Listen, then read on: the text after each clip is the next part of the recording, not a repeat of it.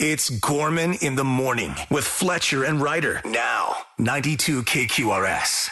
Gorman in the morning, Minnesota's 92 KQRS. Good Monday morning. Lust for Life. Boy, remember when Royal Caribbean put that on the TV commercials and everybody on earth who ever owned that record went, did they listen to the lyrics?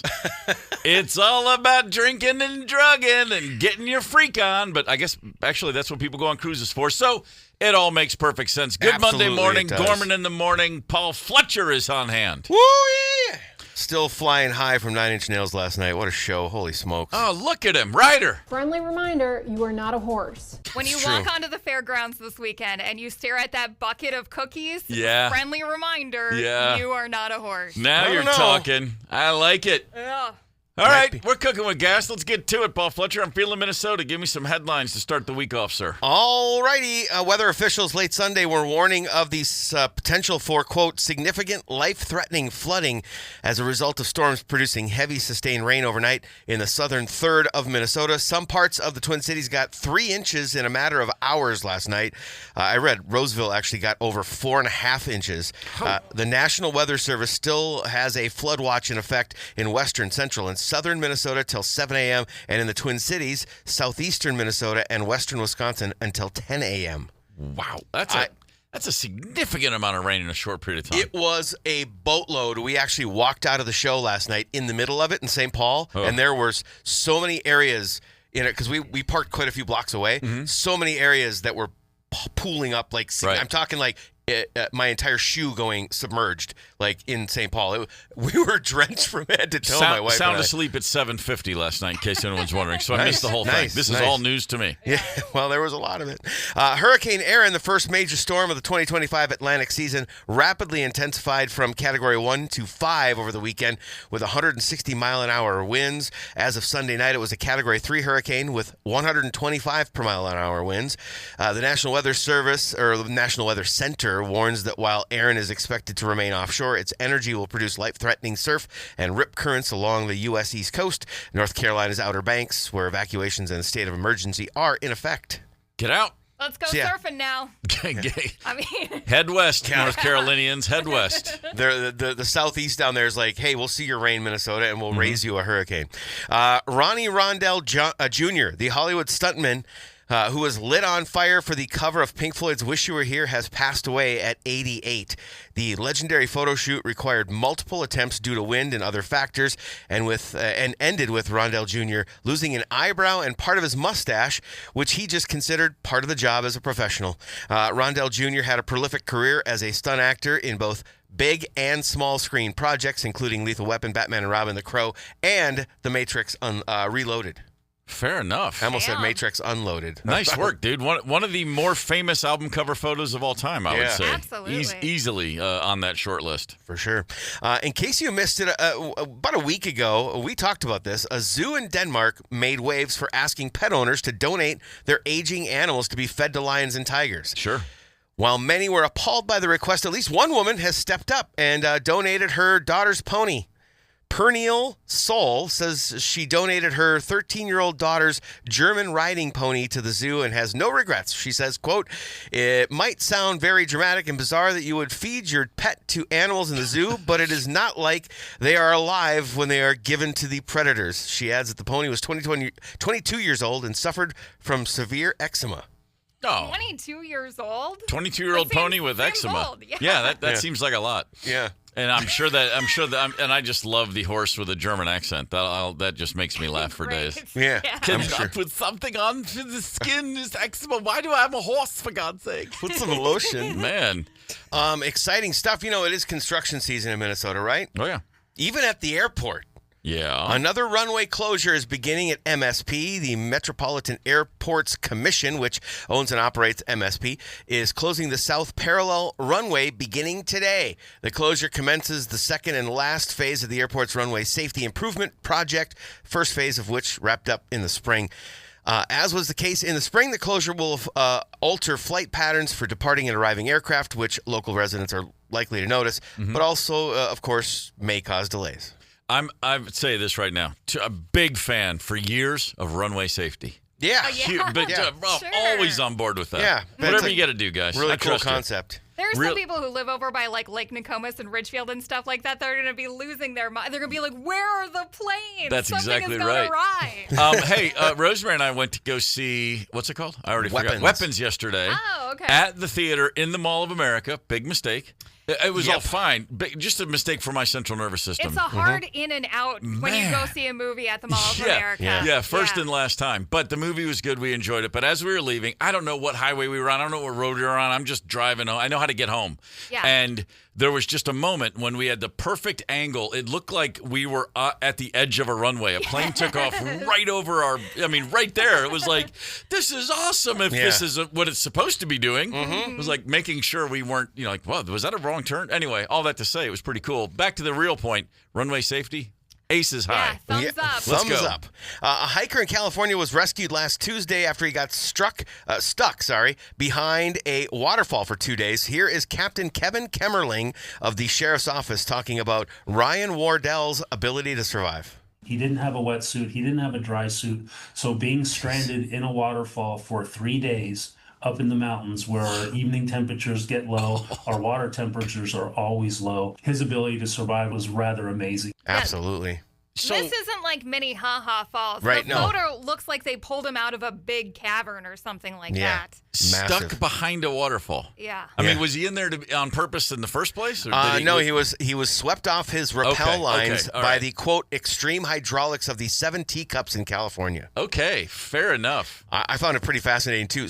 They searched using infrared tech and aircraft, but tough terrain delayed the rescue. A drone is what found him alive. Hang on, all right, there's one for the drones. Hang on, I'm on my phone calendar. I'm canceling waterfall rappelling for the weekend. Okay, cool. Maybe don't do that. Moving on. I think you'll be all right. No. Liam Gallagher was forced to end his onstage tradition of throwing his maracas and tambourine into the crowd after 2 fans got injured at recent Oasis shows. He told a recent crowd, quote, "You don't know how to behave yourselves." I wish, I should have given this quote to you so you could do it in your accent, but you keep pinching each other on your nipples and ears and bleeping stuff like that and kneeing each other in the bollocks. What? 2 fans injured means 2 fans reported injured. Way more. Every time. And by the way, I'm not surprised to hear this because I've seen the clips. And when he chucks those things out there, you just know it's a scrum for. It's like it's a full rugby game in the fight to maintain possession of those maracas. The best is how men behave in these situations. One woman who caught maracas got cuts and bruises after being mobbed by 2 men who snatched them from her. Yeah. And at another show, a woman got hit in the head with the maracas and left a big old welt on her forehead. I love that story at the pub. You see this maraca? Yeah. A bird caught it and I punched her in the face. Cool. Let me buy you another beer.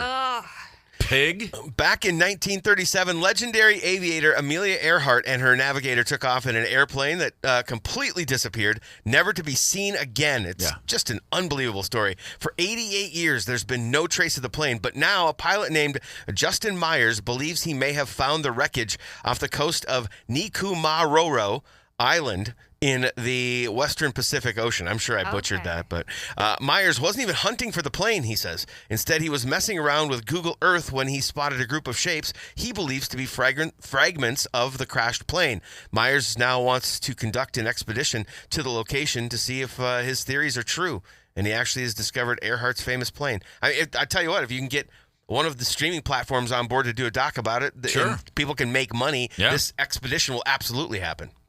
The Amelia Earhart plane, all these years later, some guy in Google Earth finds it. Right? If that turns out to be true, I mean, really, what does that say about everybody who's been searching for that bad boy for the last 80 years? I'm not trying to be a buzzkill on what could be a really cool story, but I looked at the print or the screen cap he did and where he documents on the I find it hard to believe if she crashed in an ocean, it all washed up into the same area.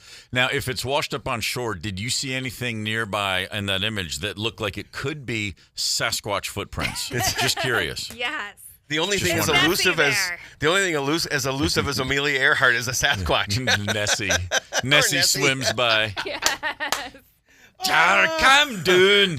She's been drowned for 80 years. What do you hope to find? Yeah, get out of here with your drones. Oh, Nessie. Not enough dinosaurs have Scottish accents. I think we do it anyway. I want an expedition to find her wreckage. That'd be awesome.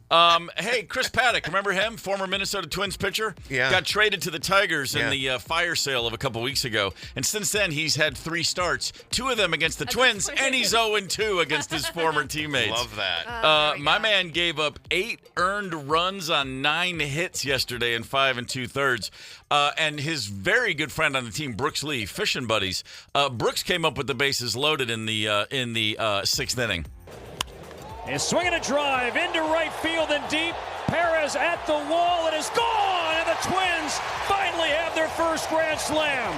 There we Brooks go. Lee Yeah. to the dock in right, and the Twins finally put up that long-awaited crooked number. There you go, Brooks. I said 6th inning. It was a 6-run 3rd inning. Apologies. Byron Buxton and Royce Lewis also went yard There for we go. Minnesota. So Chris Paddock clearly not worried about his team's place in the standings, giving a little wink, wink, nudge, nudge to his good friends over in the Twin Cities. Yeah, buddy.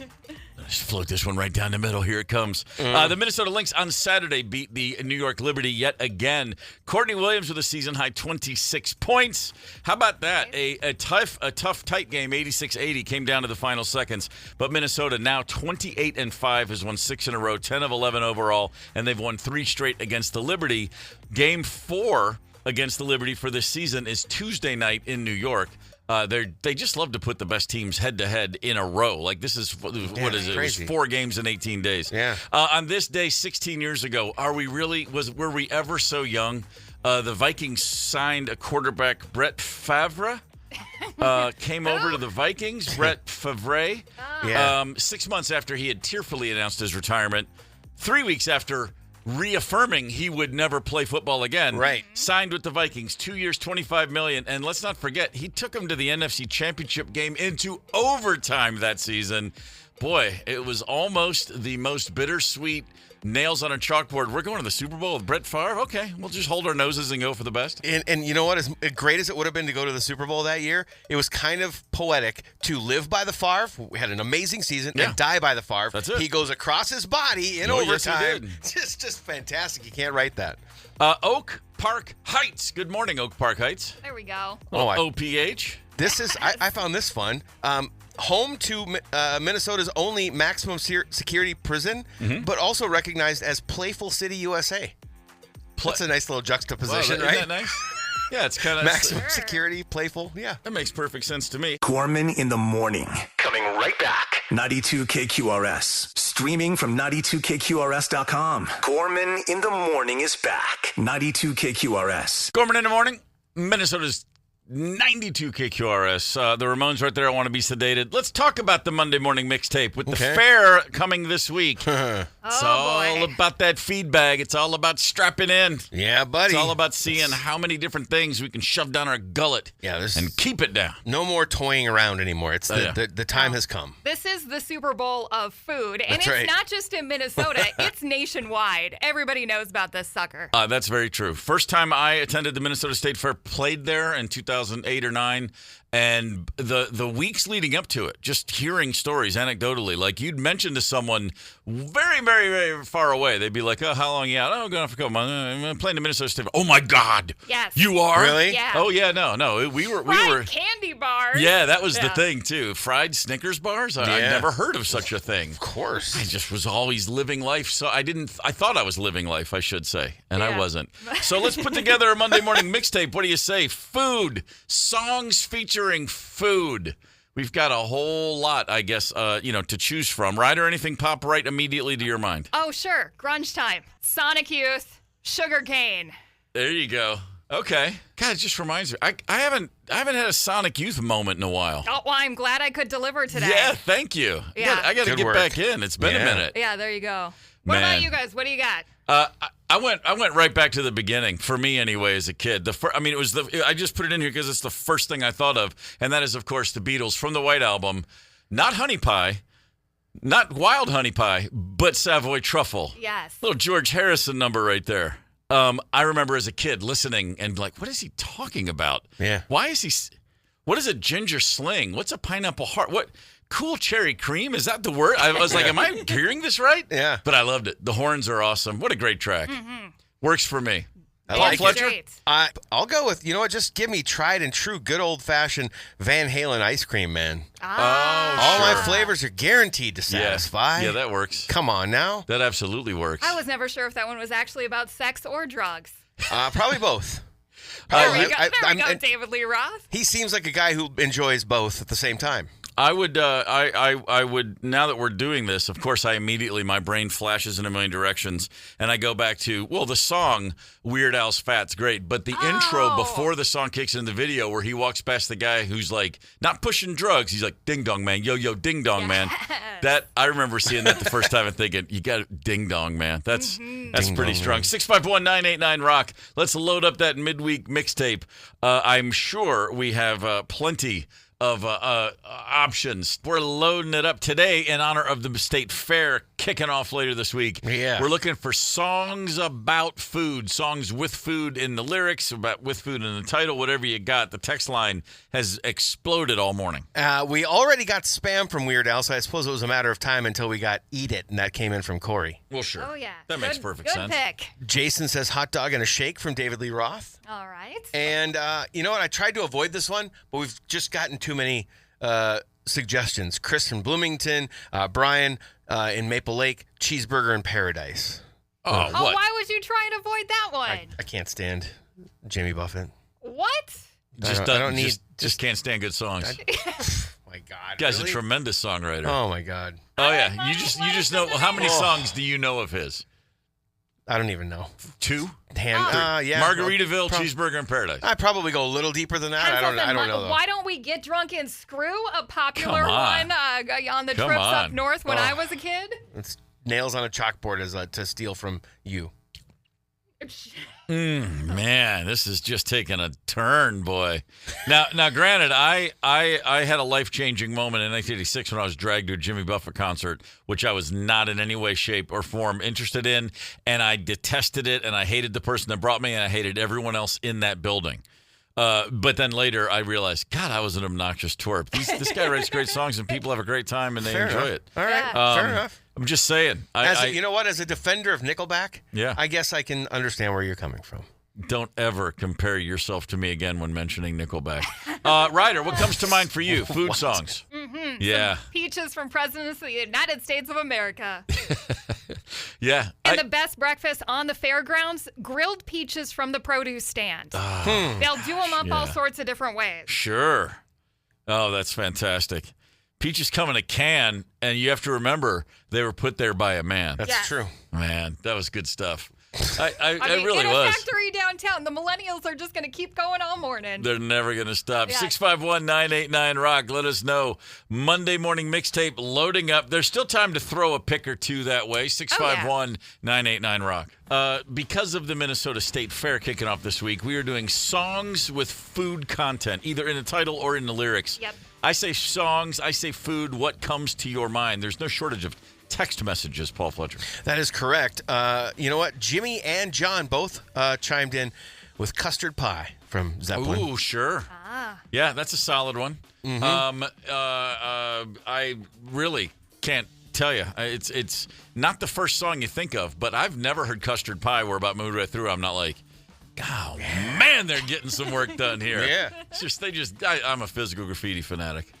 Someone from the 507 suggested both Spam by Weird Al and Spam Song by Monty Python. Maybe they have a stock. Monty Python gets the call for me every time. Sitting around as a kid, then that show would come on PBS on Sunday afternoons, and we'd all be like, what in the hell are we watching? That was good stuff. I did see a text earlier.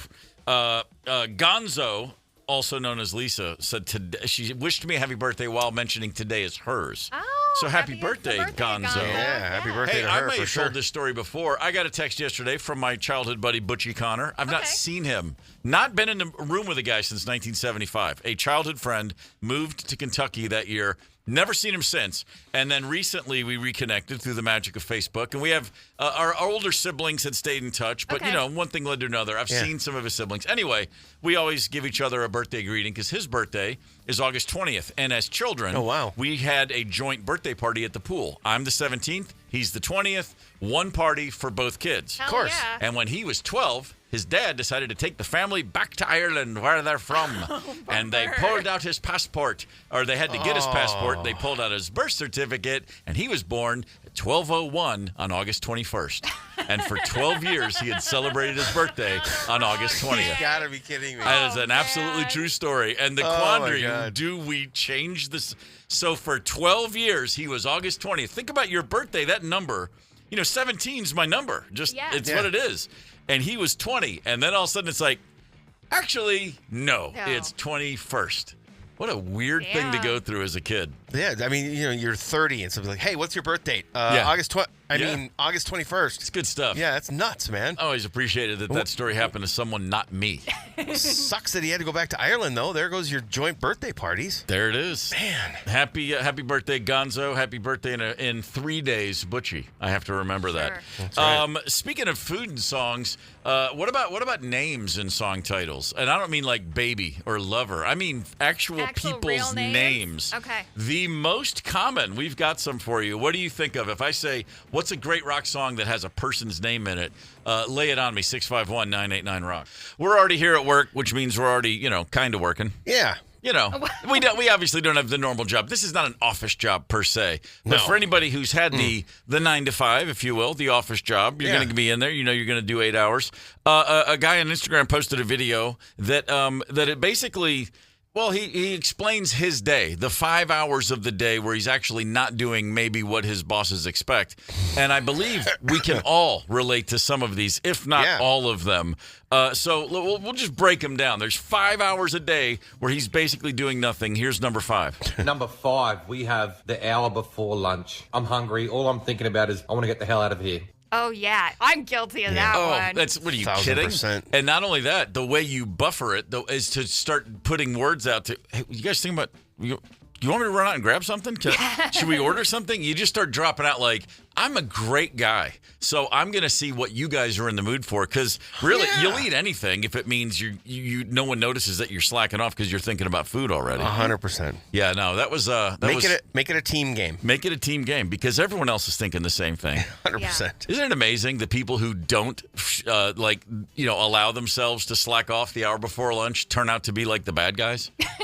Our life is so upside down. Our society. We all admit truth. it. Totally true. Dude, what's the matter with you? Why are you still working? It is 11:55. I know. What are you doing? Dial it down. 11:55. I'm thinking about it. With a normal schedule, I'm way before 11:55. Well, sure. Yeah. Well, sure. Lunchtime's like 11:30. All right, number 4. Number 4, the hour directly after a meeting. Paying attention during the meeting has absolutely cooked me. Oh, yeah. Cooked me. Yes. I like that one. Sure. Yeah. Listen, I know. do And you this know poor bastard probably has a meeting every freaking day. Do you know how hard it is for me to pretend to pay attention in a meeting? It's exhausting. My God, when we're, I'm sitting there, I'm like, I to keep my eyes open, to go, oh, right. I mean, it takes a lot of work to convince everyone that I'm actually there. I've watched you nod off in more than one meeting. Oh, it's the worst. I mean, this isn't an office job, and yet still, there's just something about 4 people in a room all facing each other. I'm immediately like, oh my God, it's everything. It's like 7th grade when the Catholic Church decided to go to face-to-face confession. Traumatic. It's meetings with teachers and my parents. Hyper traumatic. It's meetings with teachers as a parent. The worst thing imaginable. Yeah. Because then I have to pretend in front of my kids that I'm not that I'm not falling asleep. Yeah. It's bad enough when you're the student, but when you're the parent and you're at a school meeting and you're all having a talk about Connell's attitude, I'm just like, oh, for the love of God, I just can't take it. Anyway, I'm with you, bro. An hour after a meeting, I'm wiped. Oh, yeah. All right, number 3. Number 3, the hour after lunch. I'm depressed. All I can think about now is how badly I want to have a nap. I'm depressed. Yeah. I know, because it's going to be 6 or 7 hours before I get to eat again, and that really bums me out. Well, and it doesn't matter what you had for lunch at your job. It's all like Thanksgiving Day, and the tryptophan has kicked in, and you just want to just take a nap. And it doesn't matter how healthy you ate. It's ready. It's nap time. Well, there's also, you're depressed. I mean, if it's a great meal, you're sad that it's over. And if the meal sucked, you're sad it happened. There's just no winning whatsoever. And then if you go too early, you're sad about how much more is left in your day. It's very true. It reminds me, my buddy Patrick Keeler, great drummer, by the way. But he's on the road with Jack White. He's in the Raconteurs and Greenhorns. He's great. Yeah. His memo for everything is always, don't eat. He's like, no matter what the situation, as soon as we eat, the fun ends. Like, no, hang on, wait as long as you can to bust out the sandwiches, because then it just changes. We're all having fun, aren't we? Yep. Don't eat. And I always laugh, and then I'm always like, yeah, he was right. I was hungry. Right. Really? I needed to eat. Yeah. But it changed everything. It's totally true. Yeah, that's how that goes. I'm sure this is relatable to most. The ways that we just burn through our day, not really burning much of our energy on work, but pretending to work. But I do appreciate this guy breaking it down. All completely relatable. All right, let's go to number 2. Number 2, the first hour of the day. Quick socialise with the colleagues, immediately looking to get a coffee. I might turn my computer on and see if I got any urgent emails. Yeah, you got to strategically send one email just so everybody knows that you're there and doesn't bug you out. Sure you do. Yeah, that's a good tactic. Yeah, that first hour, it's all about, it's a complete, again, the effort made to look like you're not pissed off that you're there. You're not, it's like, hey, what's up? You got to put on a good mood. Mm-hmm. You got to go about your business. Well, and you might actually like some of the people you work with. Well, you could. Maybe. No, absolutely. Yeah, it's possible. Doesn't mean you want to hang out with them at work. Right. If you like them, you're like, man, think of all the other things we could be doing together right now. Yeah. But no, it's for me, I mean, it could be like just years and years as a musician. Like the first, you haven't, the first hour of the day, if you will, if you're about to play a show, it's just getting your head straight. It's getting your head into it. It's warming up. And so, like, when I come in, it's just like it takes me a while to focus is what I'm getting at. Sure. Yeah. I'm a bit of a ping pong ball. I'm bouncing around. And it's like, if I want to steady myself and come to a landing, it takes a minute. Yeah. My brain's all over the place. I can't just come right in and flip a switch. What do you think I am, an adult? Well, you should arrive to work earlier then. Come on, man. I mean, listen, what they call ADHD now is just me being me back in the day. That's all I know. The top 5 hours to slack off at work during the day. So to recap, we've got the hour before lunch. Forget it. How can you think? Right. You got the hour after a meeting. It's exhausting. You've had to pay attention, or at least pretend to be paying attention. Brain drain. Yep. You've got the hour after lunch, which should just be a designated nap hour anyway. I mean, what kind of draconian 1990s workplace are you living in? I lobbied hard for 20-minute siestas at the cable company. It did not take. Didn't take? No. Why do you think the Spanish are so much happier? Right. They didn't knock off every afternoon. We don't think big picture. No, think of how much more productive we'd be if they'd allow these things. Number 2, the first hour of the day. You can't just you can't just flip a switch. You got to settle in. And then now, at long last, the final. What is the number 1 hour of the day that we slack off? Number 1, the last hour of the day. I busted my ass all day. Now it's time for me to start wrapping things up and look for the exit door. I think busted his ass might be a little bit of an exaggeration, but I feel him. Yeah. He took time out of a busy day to give us this list. That's tiring up in its own. Absolutely, it is. Yeah. I wonder which slack-off hour that was during. Last hour of the day, in any job I've ever had, so much busy work, so much just looking like you're wrapping things up. Yeah. I mean, this is working at a pizza joint, at a record store, at any job I've ever had, which I'm laughing to even call them jobs. Or in radio. It's like there's some, we not so much on the air, but there's things to do after we're off air. There's the aforementioned weekly meeting we have. There's different things, and it's just like, oh, for the love of God. It's never going to end, which is funny because, when I do a job, I've raised my kids. Hey, the job's not over until all the tools are put away. Like, if you're going to vacuum, you're not going to wrap up that cord. Oh, we got problems. Yeah. That's a really good dadism. Yeah, sure it is. I mean, there's all those things. And it's like, but then in my own life, it's like, oh, really? I mean, hell, there were times I'd be like, we got to play an encore? Come on. Really? we just played a whole set. More? Yeah. What do these people want? They won't stop clapping for me. I'm just, you know what I am? I'm a man in perpetual search for a snow day. Always. Just always looking for the snow day. Well said. Unexpected hourly shift. Anything changes that I don't see coming, I'm just, energized beyond belief. Unexpected time off is the best. Unexpected anything is the best. That's true. I'll take a bad unexpected day over a well thought out planned good day. Yeah, I just love to be in the moment. What can I tell you? Good point. Gorman in the morning. Coming right back. 92 KQRS. Streaming from 92KQRS.com. Gorman in the morning is back. 92 KQRS. Gorman in the morning, Minnesota's 92 KQRS. Sounds like a band I've seen at talent shows before, the Replacements, but they pull it off with a little bit more panache, if you will. So good. A little bit more elan. They go on after some lip sync chicks. You know it. As I mentioned before we heard the Replacements, I have several dreams that have, I'm not going to say haunted me. I get through them all fine. Yeah. But I have recurring dreams. And one of them is I'm on a golf course. Sometimes I'm golfing. Sometimes I'm just loitering. And I will see a plane in distress. And I'm like, oh, my God, that plane's about to crash. Now, in my dreams, these are like big planes. I don't ever see it.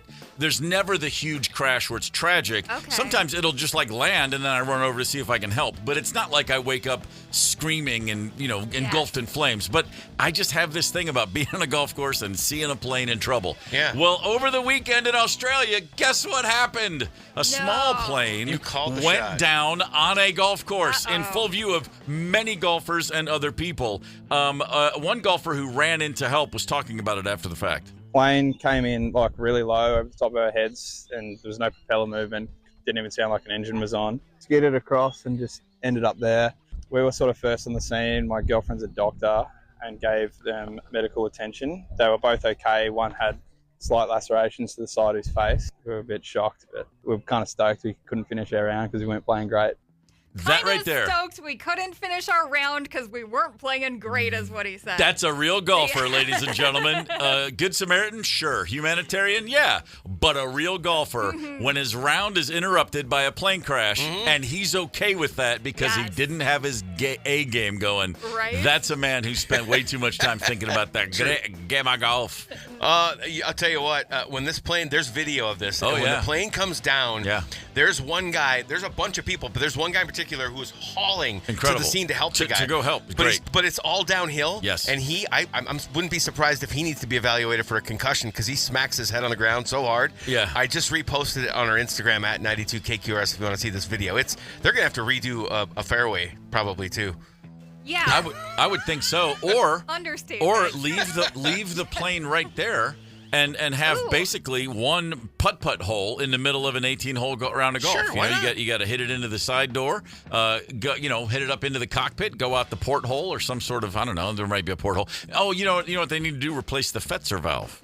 That's what they need to do. It could be the Fitterman pin. Come on, it's all ball bearings these days, guys. They could put beverage service in the plane. That's it. Leave it there and serve out of one of the windows. Beverage fuselage, they'd call that. I kind of like that. Ryder, you look like you've got something on your mind. Do I? No, I don't know. Maybe. Okay. We're talking about songs with people's names in them, and I thought of you first. Oh, did you? Yeah. I mean, there's so many songs with Ryder in the title. There's CC Ryder. Oh, that's true. Midnight Rider. Midnight Rider. Yes. But that's all I got, really. Just those two. But they goof up the spelling. I know. But I don't feel like I can own those. Oh, but CC Ryder, I mean, come on. What better than the old kind of sweaty old king up there doing karate moves on stage? Well, CC. Come on, man. That's awesome.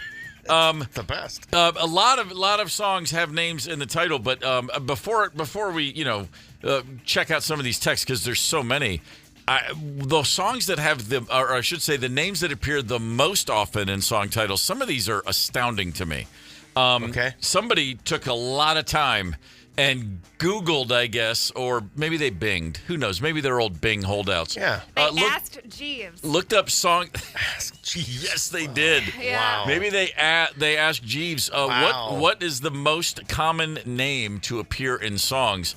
And some of these, I'm drawing a blank. And then I get a little description. I go, well, I guess that makes sense. Like number 20 on this list. There are 419 song titles out there with the name Paloma in the title. What? Paloma. Really? Paloma. I'm imagining that's a Latin American thing, maybe more so than Paloma. Paloma. Carolina. 439 song titles feature the name Carolina. Does it count if they're actually talking about this, like North or South Carolina? Possibly. I don't know. They're just going by titles. Okay. Not Caroline. Not Sweet Caroline, Neil Diamond, but Carolina. One that makes sense to me, Carmen. That sounds like a name you hear in song title. Like, I don't know, operas and different things, Carmen. But, I mean, you know, some of these, Emmanuel, really? And then I go, oh, well, O Come Emmanuel, like a Christmas song or some sort of thing like that. Not so surprising. But the text messages are flying. I don't know if these are popular, but these are a lot of the usual suspects that pop into mind.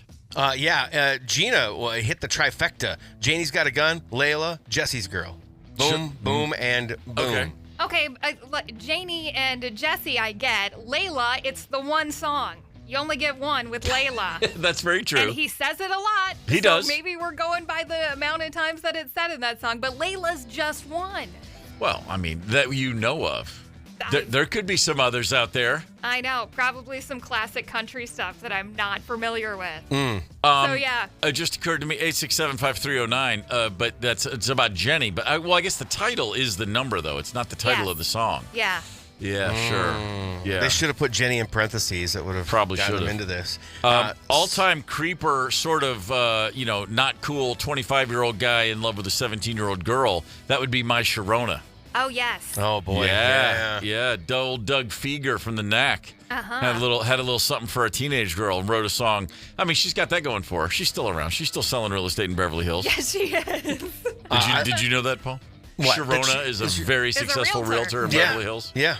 I like this pull from 763, Eleanor Rigby. I haven't thought about that song in a minute. Okay. Oh, man. Again, though, it's just the one. Just the one Eleanor, though. It's definitely the one Eleanor Rigby. Okay, Yes. I got one for you then. Right. How about this? Somebody, first of all, sent it from 651, sent in a happy birthday to you. But then also went on to say that song has the most names inserted into it when it's sung. Well, that's very true. Every name, pretty much. That's a versatile take. Okay. I kind of like that perspective. That's clever. All right, fair enough. That reminded me, my brother, for my birthday when I was a kid, he gave me a record. And it was not. It was a 45, but it wasn't even like hard. It was like a. It was like a. It's a flexi. Thank you. Yep. That's the word I was looking for. Yeah. Flexi.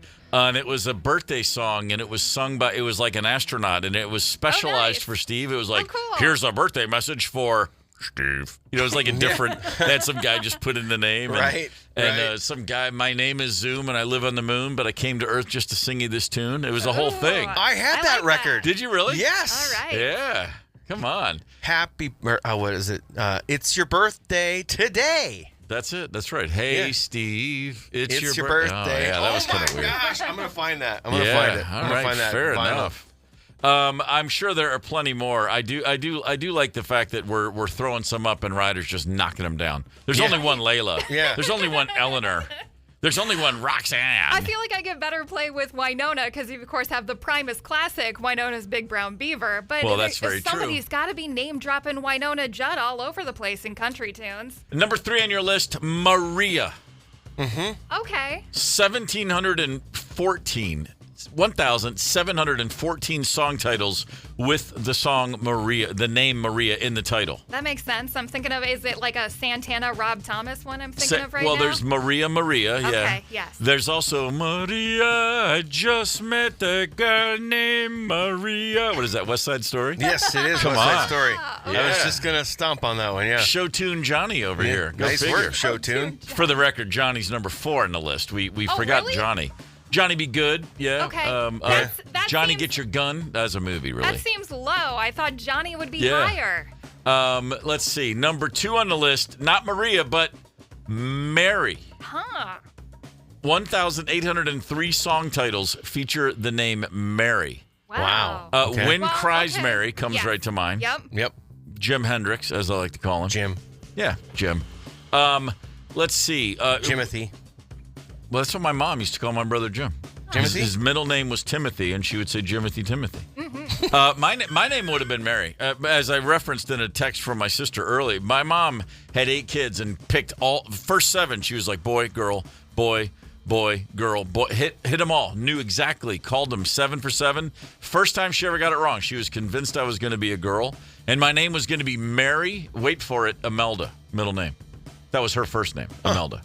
So dodge the Imelda bullet right there. I guess. Let's see here. Where was Jane? Jane got texted in, by the way, which was number 8 on the list. I just wanted to. I'm bringing that up only to shout out Tom Petty because he not only used Mary and Jane in one title. Did. He did. That's twofer. next level. Yeah, that's next level right there. Is what Your that number is. one song, 2040 song titles featuring. Kind of hoping for like a gal's name, but no, straight up John. Okay, the John and Johnny's got separated? Yeah, you got to separate them. I Yeah, I feel don't like know how they somebody get got separated. shafted there. Yeah. We did. I don't know. I have to reference Sloop John B by the Beach Boys because it notably got That's on there. discount. Well, it got nixed from our medley we just played though. Well, I mean, what about because somebody hates the Beach Boys? What about Devo's Comeback Johnny? Spelled Johne or Jonee, but still. What category do you even put that in? I don't know. It's confusing. You can't categorize Devo. No. They got their own lane in the pool forever. That's. I'm feeling Minnesota. Let's talk about some headlines in about 5 minutes and 2 songs. Gorman in the morning with Fletcher and Ryder. We'll be right back. Gorman in the morning. Coming right back. 92 KQRS. Streaming from 92KQRS.com. Gorman in the morning is back. 92 KQRS. Gorman in the morning, Minnesota's 92 KQRS. All right, here's a question. You get 1 day. I'm going to give you 1 day. Okay. You can go anywhere you want. And you can take a trip. You can go as far as you want, but you only get 1 day when you're there, and then you got to turn right around and come back. Oh. So where might you go? And the reason I'm thinking about this is because one young lad decided he had a day to burn, so he thought, oh, you know what? I'll just go to Ireland. My round-trip nonstop flight from New York to Shannon, Ireland was $457. I also rented a car for $48, and I was having a blast up until I paid a mechanic $60 to change my tire, and I also got charged $275 because I didn't get insurance. I ate a sandwich at the Cliffs of Moher for $8. Oh, and I also had this $4 cappuccino. I paid $5 to park at the secret location at the Cliffs of Moher, and I got this shirt for $41, bringing my grand total for my Ireland day trip to $898. Bummer about the car. Yeah, bummer about the car, but sucks. still, a trip to Ireland for under $1,000. Now, granted, he was only in the country for a day. Yeah, he only got to see the one thing, and I guess it is one of the best things in Ireland you can see, the Cliffs of Moher. Yeah, that's a pretty good one. And got himself up, had a little something to eat there. But he got to go there. He got to be there on the island, and it's the west coast of Ireland. It's not from New York to the west coast. What was like a 6-hour flight? He said something like that. Sure. But then he's got to turn around and take that 6-hour trip right back. Which reminds me, my daughter called me yesterday to say happy birthday. And as we were chatting, I said, "What are you doing?" And she goes, "Oh, I just got back from a drive." I said, "Where'd you go?" She goes, "I don't know. I just wanted to get out and just listen to music and just kind of." And I was like, "Oh, that's great." And she goes, "Yeah, but I forgot that when you do that and you have a really good time, then you got to turn around and drive back." Yeah. And I said, "What are you, 7?" She laughed. She goes, "Yeah, I just went looked up and I was like, oh crap, I'm 60 miles away." And I'm like, "Wow, it'll happen." Gee, that's my daughter. Got in the car and put on a record and lost track of time, But this is a different thing. This is you're in New York and you're like, yeah, you know what? I'm just going to go to Ireland for a day and bust it around and turn it right back. Would you do that? I don't know. There was a time in my life when I would have, but then again, that same time that I would have, I never had anywhere near $900 in my pocket. Right. So no, not a chance. What? How far would you go for a one-day trip? What's the furthest you would go? And it could be what's your favorite place in the world? Think about all of those factors. Think about it. Like you got 1 day, and I'm not going to count. Like you're going to land when you get there. You got to turn around and go back out the same day. Mm-hmm. You got 12, 15 hours tops.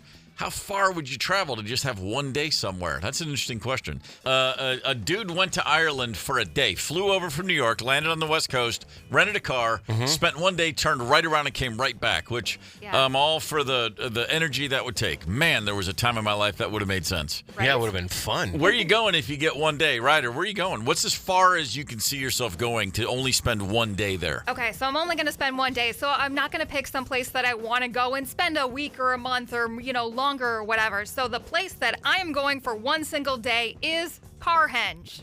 Is what? It's Carhenge. Are you guys familiar? No. Yeah. It's in Nebraska. Yeah. I'm not. It's Stonehenge, but they've made it out of cars. I have heard of that. Yes. Yes. It's like on the way western side of the state. I'm going to need to fly into Lincoln or some garbage. But there isn't a damn thing I want to do in Nebraska besides go see Carhenge. Okay. And then wrap that sucker up. All right. I can see that. Fletcher, what comes to mind? Well, I mean, if we're like playing the game, I'm going with Spain for food.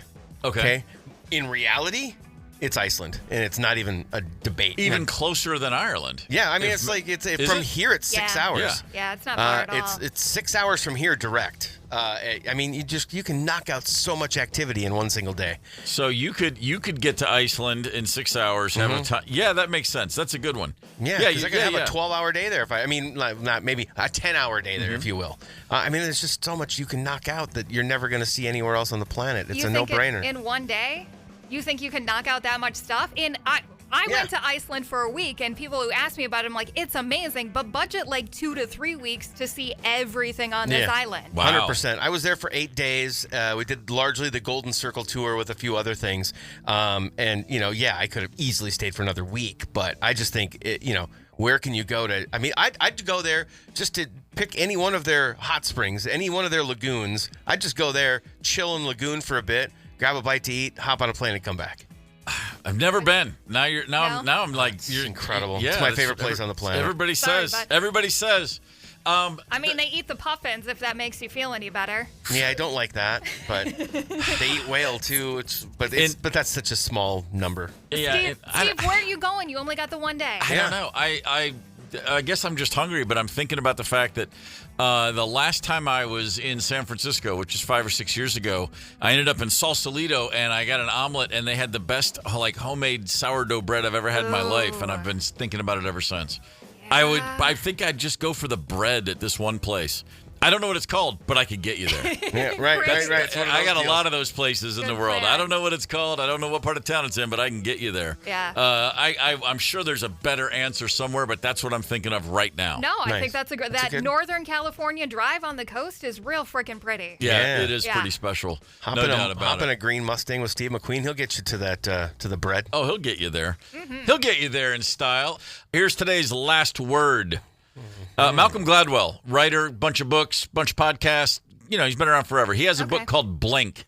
It's a book about how we think without thinking. Choices that you make in the blink of an eye often lead to your best results. Okay. It's like the human brain, way more than you could ever process in real time. Sometimes you just know.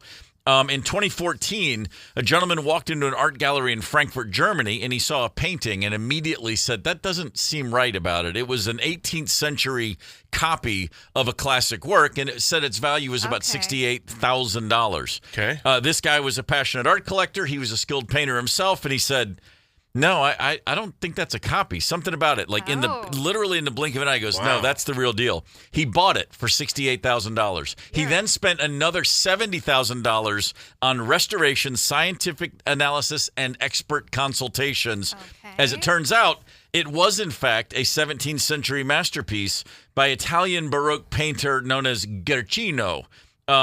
It's a hauntingly beautiful image of Saint Sebastian. It is worth over $10 million. Oh. Wow. Since then, the new owner has allowed it to be displayed at various places, the Princeton University Art Museum, for example. And it's a story that's told oftentimes about, hey, man, trust your gut. Sometimes, you know more than you know. Oh, and by the way, the guy in question, his name is Federico Castelluccio, and he played Furio on The Sopranos. Oh, no way. The ponytailed paramour who wanted to have a little dalliance with Carmela. That guy. Yeah, good eye, Furio. Very cool. Very cool. Paid attention in art history class, yes, apparently. He certainly did. Gorman in the Morning is going to go to the State Fair at the KQ Outdoor Lounge. That's at the corner of Cooper and Lee on Thursday. Day number 1, man. We're hitting it, baby. We're getting out there as soon as they will let us. About 11 a.m. on Thursday, come to the corner of Cooper and Lee if you're a first-day attendee and say, what's up? And then we'll look at you and go, hey, what's up? And then we'll have a good time. We will. That's how that works. Tomorrow on the show, we've got Wisconsin, Texas, Florida, WTF Riders Edition. And but Paul Fletcher, right now, most importantly, what's coming up next? Commercial free, starting at 11:45. We talked about a lot of songs with names. I think one of them that got dropped was Roxanne, so I'll play that to start 10 a.m. Nice. And then also play the song that most of us were introduced to Coldplay with.